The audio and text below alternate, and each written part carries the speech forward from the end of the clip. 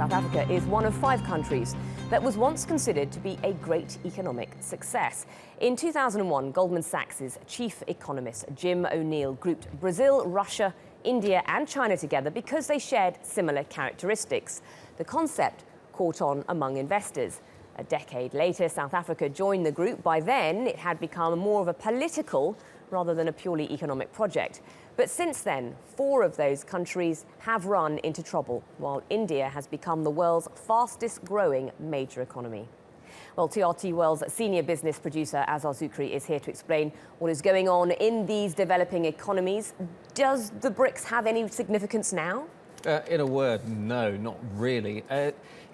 I mean, as an investment idea, and that's what it was originally, as you mentioned there, Jim O'Neill from Goldman Sachs, chief economist, he had to come up with something new. In 2001, he had just taken over the job of chief economist.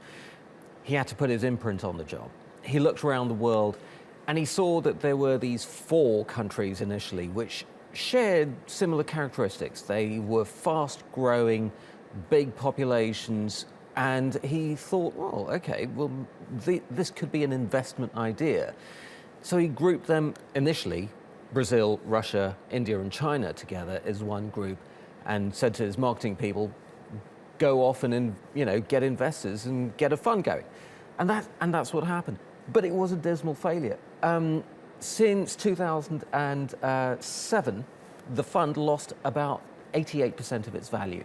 So it's been a pretty big failure. Briefly, Azhar, why do banks create these types of groups? It's about risk and diversifying the risk. So if you're investing in China, you probably want to have a portfolio of funds. But I mean, acronym investment is a failure. I mean, there's been so many of these. You've got the MINT, which is Mexico, Indonesia, Nigeria and Turkey. Very different economies. The Next 11, another Goldman Sachs one. Also questionable characteristics of whether they all work together.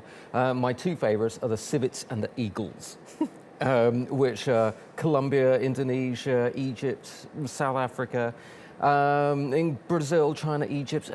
It's just a mess, basically. So if someone comes to you and says invest in an eagle or a civet, do think twice. I won't think about animals. Okay, thanks very much.